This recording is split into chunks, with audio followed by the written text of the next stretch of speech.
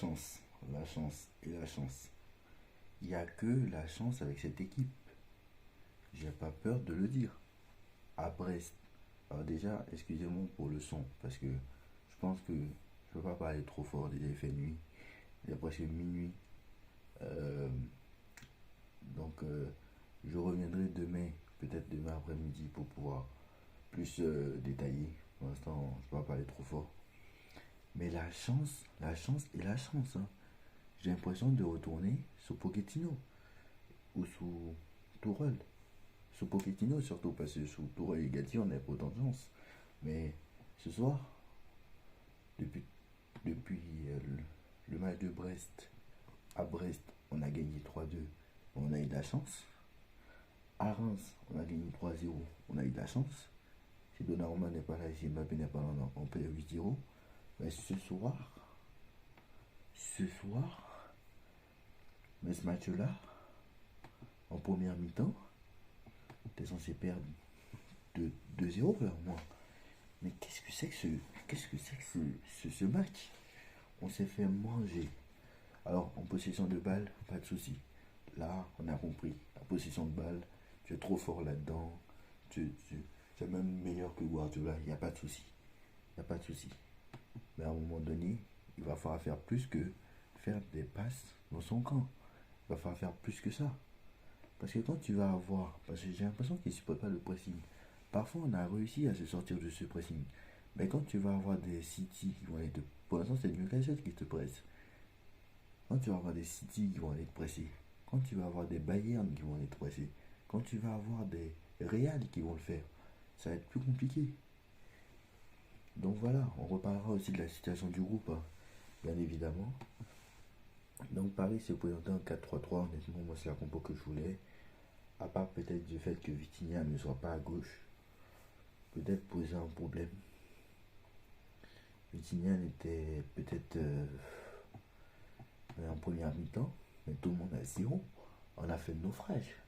En première mi-temps, bon, on a dominé, on a un peu joué, mais en première mi-temps, je trouve qu'on a été, voilà, on n'a pas été bon en première mi-temps. Voilà, je vois zéro occasion d'être en première mi-temps, franchement. Enfin, il y a quelques occasions des tirs de part et d'autre, mais Newcastle était largement meilleur en première mi-temps. On a été meilleur en deuxième surtout. Mais en première mi-temps, j'ai trouvé Newcastle largement meilleur. Ils nous ont dominé sur tous les compartiments du jeu. Alors moi, je pensais qu'on allait gagner parce que je me suis dit, à domicile, contre une équipe de Newcastle qui a perdu tous les autres matchs, à part qui a gagné que contre le PSG, qui a perdu 2 fois contre Dortmund et qui a fait 0-0 contre Milan. Voilà. Ils n'ont pas marqué de but. Ils ont marqué juste un but contre Dortmund et je crois 4 contre le PSG. Sinon contre Milan, ils n'en ont pas mis. Donc voilà. Honnêtement, voilà, ce groupe est assez bizarre, mais c'est le groupe de la mort. Donc au moins on est prévenu. Mais c'est vrai qu'on est plus resté deuxième que premier dans ce groupe. C'est qu'à la deuxième journée, on était deuxième. Ils avaient fait match nul dans le match. À la troisième journée, on est repassé premier. À la première journée, on était mis sur premier, puisqu'ils avaient fait match nul entre Newcastle et Milan. À la troisième journée, on était premier. À la quatrième journée, on est repassé deuxième. Et là, on est encore deuxième. Donc là, c'est simple. Là, la situation, c'est simple. Alors, on va reparler de cette situation après. On continue. Franchement, c'est chanceux. C'est chanceux. Pour moi, sur les deux pénaltys, il n'y a pas pénalty. Il n'y a pas pénalty sur les deux actions. Pour moi, il n'y a pas pénalty sur les deux actions. Voilà. Sur le premier, il n'y a pas pénalty. Sur le deuxième, il n'y a pas pénalty. Voilà. Pour moi, c'est litigieux. Alors, c'est vrai que le deuxième était un peu moins évident que le premier. Mais bon, celui-là, franchement, il est chanceux, hein. Franchement, c'est de la chance. J'ai peur, hein. Franchement, c'est de la chance. C'est de la chance qu'on a eu ce soir.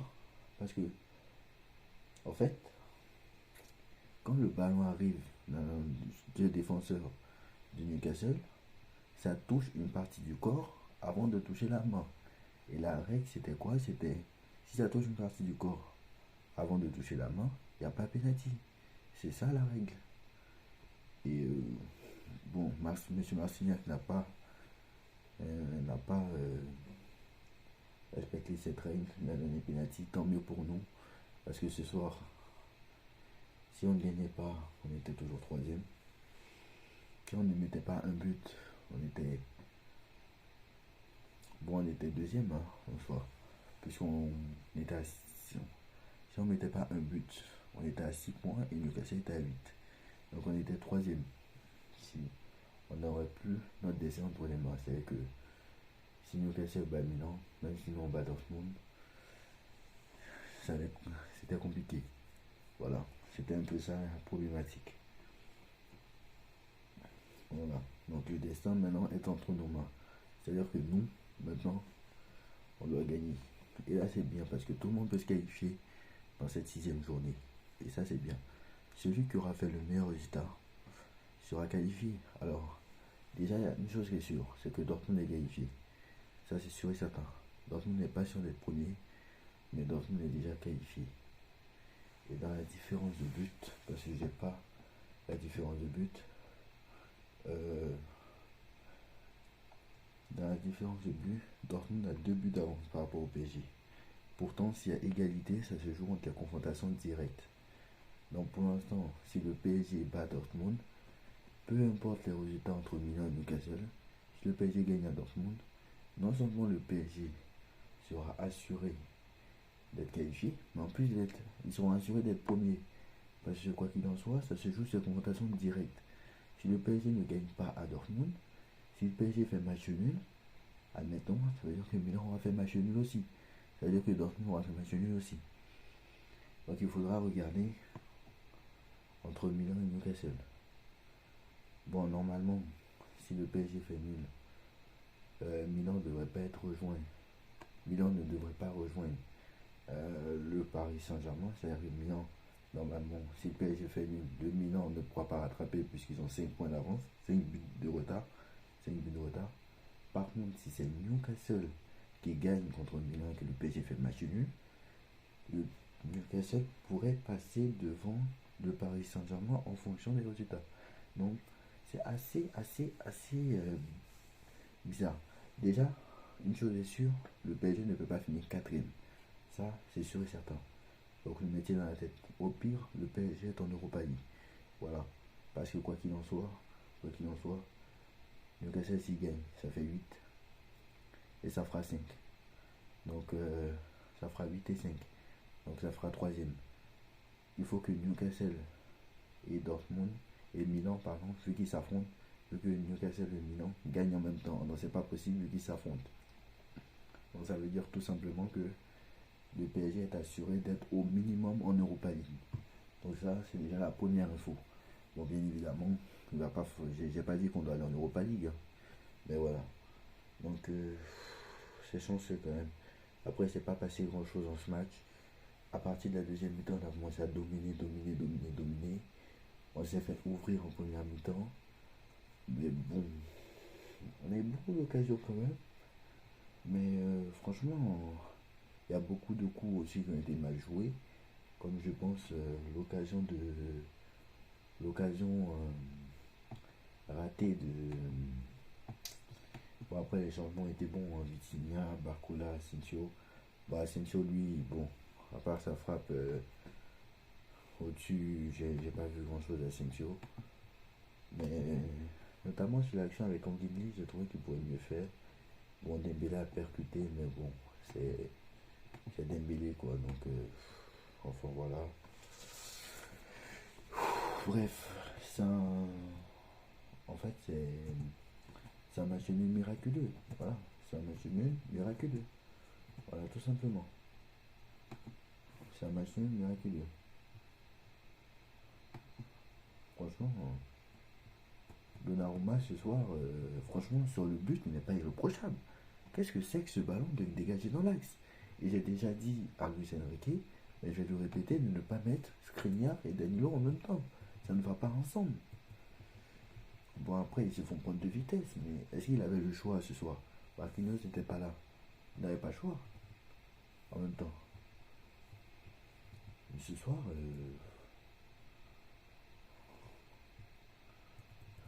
franchement, chaque note ce soir, ils sont pas bonnes. Moi, je suis désolé.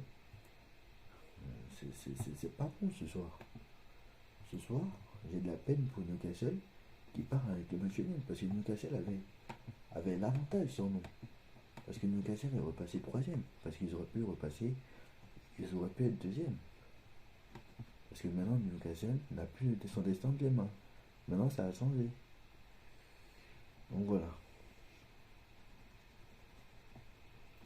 Maintenant, ça a changé.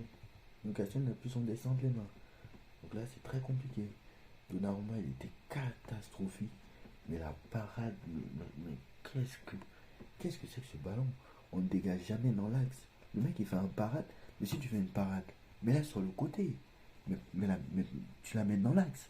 C'est un peu comme Maignan sur le but de Colomboigny contre l'AC Milan. Souvenez-vous. Souvenez-vous, Maignan contre l'AC Milan. Sur le but lors de la victoire du PSG 3-0 au parc contre l'AC Milan. T'as Maignan qui repousse le ballon. Et pareil, même chose. Il a fait la même chose de Naruma. Après le reste, la défense était catastrophique. Le meilleur c'était Hakimi ce soir.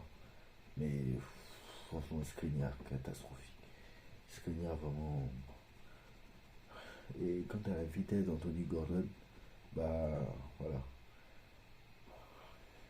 Entre Skriniar et Danilo, c'était catastrophique. Franchement.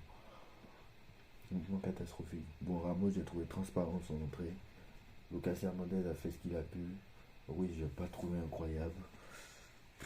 Un gars qui doit remplacer Warren Emery. Ugarte, ça fait 2 matchs, il est transparent. Est-ce que Ugarte est peut-être meilleur quand t'as Warren à ses côtés? Peut-être, hein. Mais c'est vrai que la fin de Warren ce soir a dû manquer au PSG, c'est sûr. Mais Kanguini ce soir, il a mis Kanguini ce soir, mais Kanguini, c'est le choix de mettre Kanguini à la place de Vitinha, ça n'a pas payé. Aujourd'hui, ça n'a pas payé. Après, on va juger Luis Enrique aussi. Dembélé a fait pas mal de bonnes choses. Il a eu un carton jaune, il ne sera pas là contre son ancien club. Il ne sera pas là. Donc, Dembélé sera suspendu. Dembélé sera suspendu contre Dortmund. Donc, je pense que ce sera Barcola qui va jouer à sa place. Et c'est pas bon parce que Barcola a raté beaucoup de choses. Barcola a raté. Il y a eu trois énormes occasions. Il a fait pas mal de bonnes choses. Hein. Et voilà. Franchement, Mbappé n'a pas été incroyable non plus. On a vu meilleur. On l'a vu meilleur. Voilà. Tout simplement. On l'a vu meilleur. Notamment avant le penalty où, franchement, il aurait pu mettre une occasion. Juste avant le penalty, il aurait pu mettre une occasion, franchement. Une occasion peut-être qui est presque irratable pour lui. Pour un joueur de son niveau, bon, Colomani, on va même pas en parler parce que c'est peut-être le pire avec Donnarumma. Voilà. Colomani, c'est le pire avec Donnarumma. Je l'ai pas vu du match. Oui, je l'ai pas vu. Franchement, ce soir, à part Hernandez, à part Hakimi, à part Hernandez et un peu Mbappé et Dembélé, à part Hakimi, à part Hernandez, à part Dembélé ce soir, personne n'était bon. Mbappé lui sauve son match avec son penalty. Même Luis Enrique, franchement, les choix n'ont pas payé. Bon, il a fait sortir le gardien pour faire entrer Vitinha. Bon, peut-être, mais bon, voilà. Barcola, il a fait une bonne entrée. Asensio, moyen, il peut mieux faire. Bon, après, lui, il revient de blessure, c'est pas tout à fait la même chose. Et Ramos, je l'ai pas vu. Donc, voilà, bref. En tout cas, il faut mieux faire. En tout cas, maintenant, il va falloir gagner à Dortmund. Ça, c'est sûr et certain pour être sûr d'être qualifié et être premier. Parce que si tu gagnes à Dortmund, là, tu es sûr d'être premier. Tu gagnes un Dortmund, c'est sûr que tu es premier, mais il faudra gagner. Non seulement il va falloir gagner, mais il va falloir gagner avec quelques buts d'écart. Et là, ça va être plus compliqué que prévu. Donc voilà. Parce que Dortmund a gagné en plus 3 buts 1. Dortmund a gagné 3 buts 1 à Milan. Et moi je vous ai dit que Milan n'avait pas été impressionnant et que Paris a arrêté de jouer. Voilà. Donc contre Dortmund, il va falloir gagner avec 2 buts d'écart. Vu que si tu gagnes avec 2 buts d'écart, ça va se jouer avec les.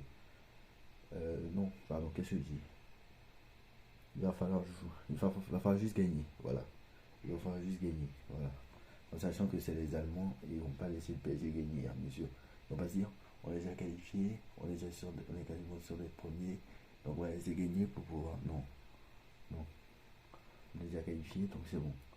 Au moins ils sont professionnels, donc ça c'est bien.